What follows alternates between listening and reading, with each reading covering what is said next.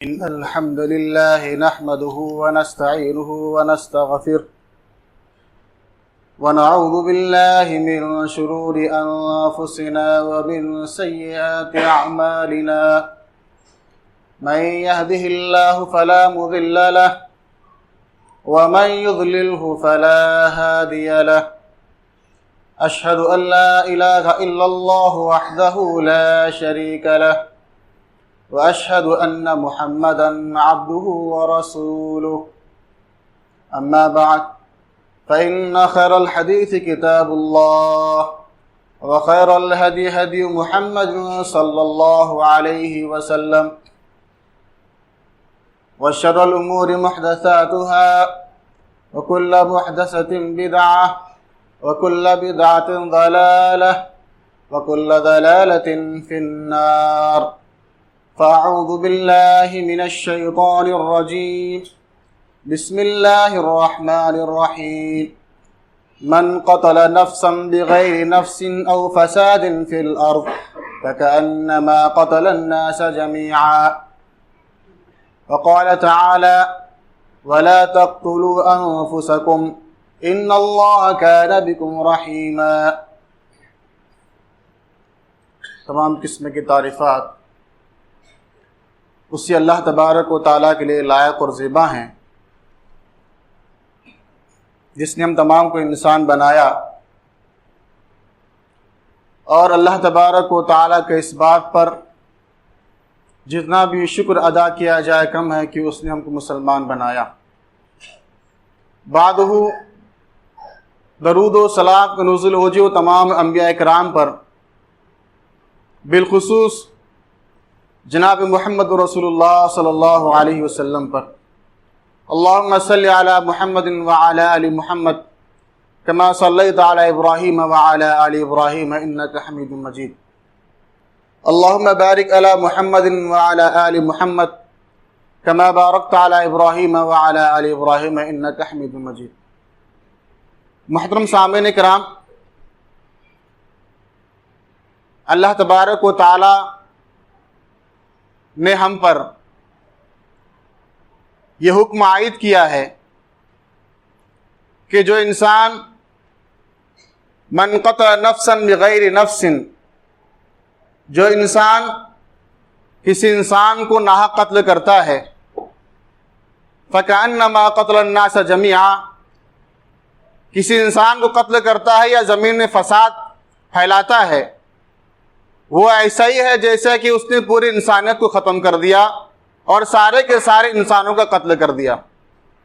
تو یہاں اللہ تبارک و تعالی نے ہمیں یہ بتایا ہے کہ کسی ایک انسان کو قتل کرنا یا زمین میں فساد پھیلانا تمام انسانوں کو قتل کرنے کے برابر ہے.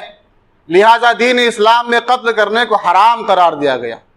کسی ناحق جان کو لینا، کسی انسان کو ناحق قتل کرنا، یہ دین اسلام میں حرام ہے.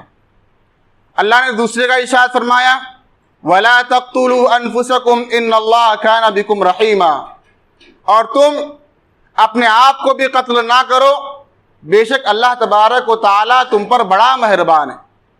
تو جہاں دین اسلام کے اندر اس بات کو حرام قرار دیا گیا کہ کوئی انسان کسی انسان کا ناحق قتل کرے، وہیں پر اس بات کو بھی حرام قرار دیا گیا کہ انسان خود اپنی جان کا قتل کرے، اپنی جان لے لے، یعنی خودکشی کرے. جہاں دوسرے کی جان مارنا حرام ہے، وہیں پر خود اپنے ہاتھوں اپنی جان لینا بھی حرام ہے.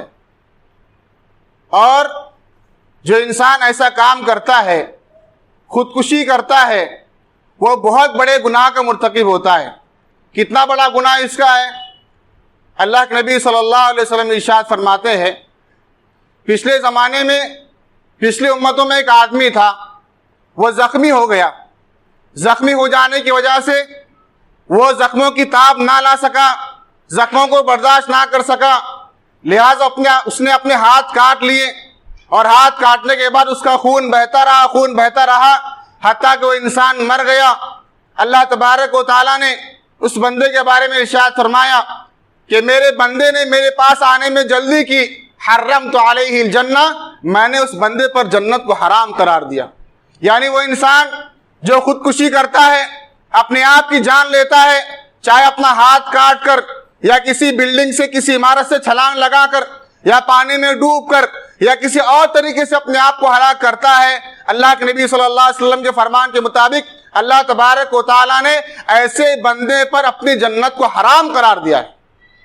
آج ہم اور آپ دیکھتے ہیں سوشل میڈیا پر ہو یا اخبارات میں ہو یا نیوز چینلوں پر ہو، ایسی خبریں ہمیں ہر روز سننے کو ملتی ہیں کہ فلاں جگہ ایک آدمی نے خودکشی کر لی، یا فلاں مرد نے یا فلاں عورت نے خودکشی کر لی، کہیں سمندر میں چھلانگ لگا کر، کہیں بلڈنگ سے کود کر، یا کہیں اپنی پھانسی لگا کر، اپنے آپ کو پھانسی کے پھندے سے لٹکا کر، ایسی حرکتیں کہہ کر کے انہوں نے اپنی جان دے دی، خودکشی کر لی۔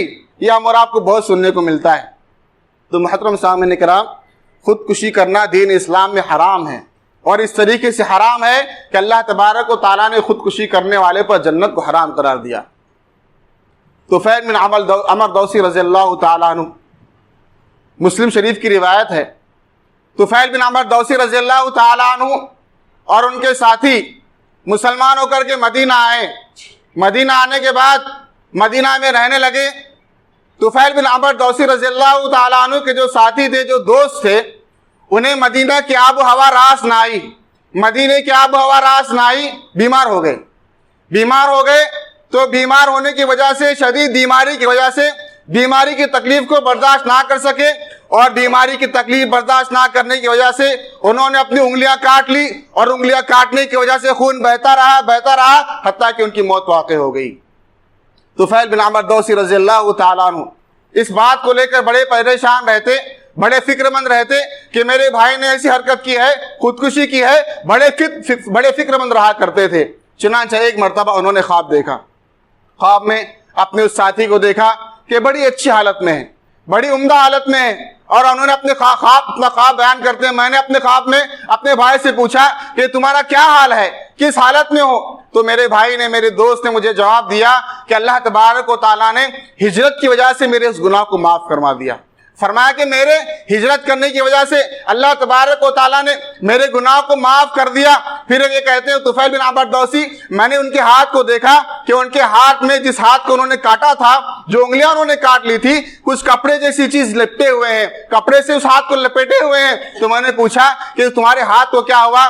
کہا کہ اللہ تبارک و تعالیٰ نے مجھے معاف تو کر دیا، لیکن مجھ سے کہا گیا کہ جس چیز کو تم نے خود اپنے ہاتھوں سے بگاڑا ہے، اب ہم اسے درست نہیں کریں گے۔ اللہ اکبر۔ پھر طفیل رضی اللہ تعالیٰ عنہ اللہ کے نبی صلی اللہ علیہ وسلم کے پاس گئے اور جا کر کے سارا ماجرا کہہ سنایا، خواب بیان کیا۔ تو اس وقت اللہ کے نبی صلی اللہ علیہ وسلم نے دعا فرمائی کہ اللہ تعالیٰ ان کے ہاتھوں کو بھی تو معاف فرما دے۔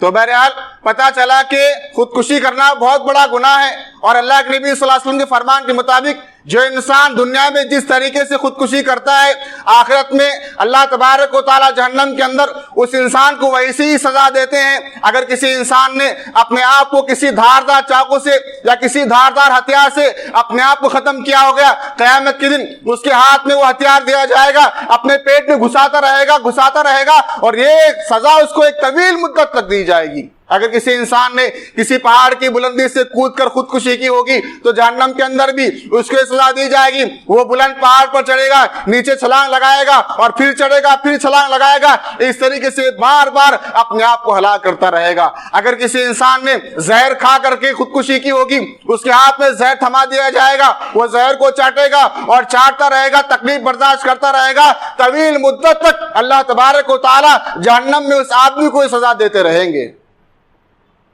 تو محترم سامعین کرام، خودکشی کرنا دین اسلام میں حرام قرار دیا گیا ہے۔ میں اپنی بات کو مختصر کرتا ہوں۔ آئیے دیکھتے ہیں وہ کیا اسباب ہیں، وہ کیا وجوہات ہیں کہ جن وجوہات کی بنیاد پر انسان خودکشی کرنے پر آمادہ ہو جاتا ہے۔ سب سے پہلی بات تو یہ ہے کہ جس انسان کا ایمان اللہ پر کمزور ہوتا ہے، یوم آخرت پر کمزور ہوتا ہے، یا وہ انسان جو تقدیر کے فیصلے پر راضی نہیں ہوتا ہے، اللہ تبارک و تعالیٰ کے فیصلے پر راضی نہیں ہوتا ہے، ایسا انسان ہی خودکشی سے گناہ کا مرتکب ہوتا ہے۔ ایسا انسان خودکشی کرتا ہے اگر کسی انسان پر تکلیفیں آ رہی ہیں، کسی انسان پر مصیبتیں آ رہی ہیں، پریشانیاں آ رہی ہیں، اسے یہ سوچنا چاہیے اللہ تبارک و تعالیٰ نے اگر میری مقدر میں، میری قسمت میں یہ پریشانیاں لکھی ہیں تو پریشانیاں ہی صحیح، میں ان پریشانیوں کو برداشت کروں گا، ان پر صبر کروں گا، بے شک اللہ تبارک و تعالیٰ مجھے ضرور اجر سے نوازے گا، اور ایک دن آئے گا کہ میری مصیبتیں، میری پریشانیاں ختم ضرور ہوگی۔ انسان یہ ایمان مضبوط کر لے، اپنے دل میں یہ بات ٹھان لے، تو ایسا انسان کبھی خودکشی نہیں کر سکتا۔ مصیبتوں کی آپ بات کرتے ہیں، خاص طور پر میں اپنی بہنوں سے مخاطب ہونا چاہوں گا۔ خواتین کے اندر یہ خودکشی کرنے کا تناسب زیادہ ہے، اپنے آپ کی جان لینے کا تناسب زیادہ ہے۔ عام طور پر کیا ہوتا ہے، کسی مصیبت میں آ گئے، پریشانی میں آ گئے، سسرال میں تکلیف ہو گئی، یا شوہر کے ساتھ جھگڑا ہو گیا، شوہر سے انبن ہو گئی، سسرال میں کچھ تکلیفیں ہیں، کچھ پریشانیاں ہیں، تو عورتیں کیا کرتی ہیں، کمزور ایمان کی ہوتی ہیں، کمزور دل کی ہوتی ہیں، لہٰذا جا کر یہ خودکشی کر لیتی ہیں۔ اگر پریشانیوں کی آپ بات کرتی ہے تو میں آپ کو بتاؤں سب سے زیادہ پریشانی آپ دیکھیے صحابیات پر آئی ہیں، اور کیسی پریشانی آئی۔ ایک عورت پر اس سے بڑی زیادہ پریشانی کیا ہوگی، اس سے بڑی مصیبت کیا ہوگی کہ کسی پاک دامن عورت پر زنا کا الزام لگایا جائے، زنا کی تہمت لگائی جائے۔ اور یہ الزام کس پر لگایا گیا؟ مائی عائشہ صدیقہ رضی اللہ تعالیٰ عنہ پر زنا کی تہمت لگائی گئی، زنا کا الزام لگایا گیا، بدکاری کا الزام لگایا گیا۔ ایک مہینے کی مدت سے زیادہ مدت گزر گئی، اللہ تبارک و تعالیٰ کی جانب سے کوئی کسی وحی کا نزول نہیں ہوا۔ ادھر اللہ کے نبی صلی اللہ علیہ وسلم پریشان ہے، منافقین نے ہوا اڑا دی تھی، منافقین نے افواہ پھیلا دی تھی، جس کے شکار کچھ مسلمان بھی ہو گئے تھے۔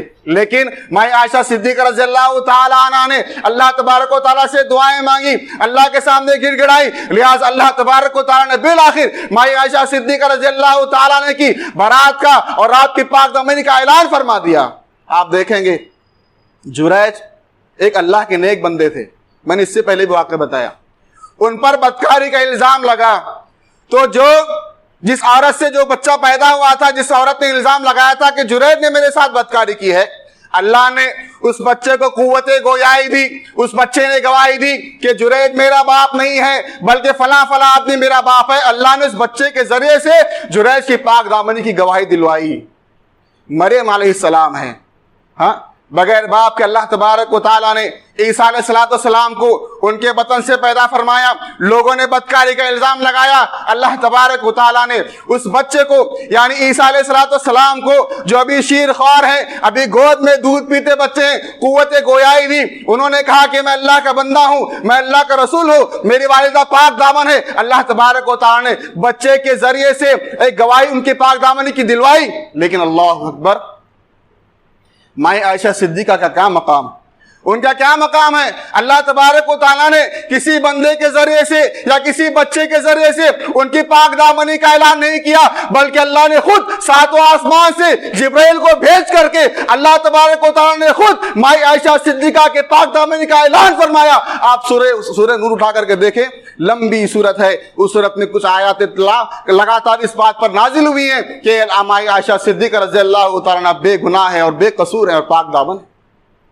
تو مصیبتیں آتی ہیں، ہے نا۔ کسی کو شکایت ہے کہ سسرال میں بہت کام کرنا پڑتا ہے، سسرال میں کام کاج کا بہت زیادہ لوڈ ہے، بہت زیادہ بوجھ ہے، اور فلاں مصیبت ہے، فلاں مصیبت ہے۔ میرے بھائیوں، میری بہنوں، اللہ کے نبی صلی اللہ علیہ وسلم کی چہیتی بیٹی ہیں فاطمہ رضی اللہ تعالیٰ عنہ۔ فاطمہ رضی اللہ تعالیٰ عنہ کا حال کیا ہے؟ کام کرتے کرتے چکی پیستے ان کے ہاتھوں میں گٹے پڑ گئے تھے، ان کے ہاتھوں میں چھالے آ گئے تھے، اور خود جاتی تھی کنویں سے پانی ڈھو کر کے لاتی تھی، ڈول سے پانی سے کنویں سے پانی کھینچا کرتی اور اپنے کندھے پر لاد کر کے پانی لایا کرتی تھی۔ ہاتھوں پر نشان پڑ گئے، جسم پر نشان پڑ گئے۔ اللہ کے نبی صلی اللہ علیہ وسلم کے پاس جب کچھ خادم آئے، کچھ غلام آئے، انہوں نے کہلاوا بھیجا کہ ہمیں غلام کی ضرورت ہے، ہمیں خادم کی ضرورت ہے۔ اللہ کے نبی صلی اللہ علیہ وسلم نے کیا ارشاد فرمایا؟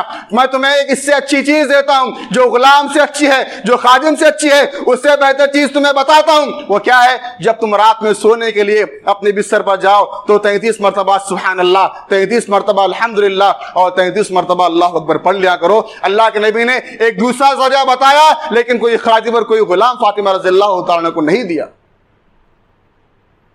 ہم مصیبتوں کی بات کرتے ہیں، ہے نا۔ انسان خودکشی کب کرتا ہے؟ جب اس کے ساتھ ناانصافی ہو، جب اس پر ظلم کیا جائے، جب وہ دیکھتا ہے کہ مجھ پر ظلم کرنے والا انسان دندناتا ہوا پھر رہا ہے، اسے کوئی سزا نہیں ملتی ہے، وہ آرام کے ساتھ گھوم رہا ہے، آرام کے ساتھ پھر چلتا پھرتا ہے اور مزے کر رہا ہے، اس پر ہنس رہا ہے، یہ انسان کیا کرتا ہے؟ مظلوم انسان اپنے دل میں کرتا ہے، اپنی مجبوری کا اسے احساس ہوتا ہے، احساس کمتری میں مبتلا ہوتا ہے اور کرتے کرتے اپنے آپ کو کوستے اس راہ پر پہنچ جاتا ہے کہ خودکشی جیسا بڑا گناہ کر بیٹھتا ہے۔ محترم سامعین کرام، اگر کسی انسان کے ساتھ ناانصافی کی گئی ہے، کسی انسان کے ساتھ اگر ظلم کیا گیا ہے اور اسے انصاف نہیں ملا ہے، اسے یہ بات یاد رکھنی چاہیے، اللہ تبارک و تعالیٰ جو منصف حقیقی ہے، وہ اس کے حالات سے واقف ہے، وہ اپنے ہاتھ اٹھائے، اللہ کے سامنے گڑ گڑائے، اللہ سے دعا کرے، اور جس انسان نے اس پر ظلم کیا ہے اس ظالم کے بارے میں بد دعا کرے۔ یہ دنیا والے انصاف کرے نہ کرے، یہ دنیا والے آپ کو انصاف دلائے نہ دلائیں، لیکن اللہ تبارک و تعالیٰ آپ کو انصاف دے گا، آپ کی دعائیں قبول ہوگی اور اس ظالم کو اللہ تبارک و تعالیٰ ذلیل و خوار کرے گا۔ آپ اس کے لیے اپنی جان کو نہ گوائیں، خودکشی نہ کریں، آپ اللہ کے سامنے اس ظالم کے بارے میں بد دعا کریں۔ سچا واقعہ آپ کو سناؤں میں، صحیح واقعہ آپ کو سناؤں میں۔ عرب کے اندر ایک مچھوارا تھا، مچھلیاں نکالتا دریا سے، سمندر سے، اور مچھلیاں لا کر کے مارکیٹ میں بیچا کرتا۔ ایک مرتبہ مچھوارا مچھلیاں نکال کر مچھلیاں پکڑ رہا تھا، ایک بڑی عمدہ اور بڑی اچھی مچھلی اس کو ملی۔ وہاں کچھ سرکاری افسر گھوم رہے تھے جو وہاں کا جائزہ لے رہے تھے۔ ایک سرکاری افسر نے دیکھا کہ اس مچھوارے کو بڑی عمدہ مچھلی ملی، تو اس نے کیا کیا؟ اس مچھوارے سے اس مچھلی کو زبردستی ہتھیا لیا، کہا کہ مچھلی یہ مجھے دے دو۔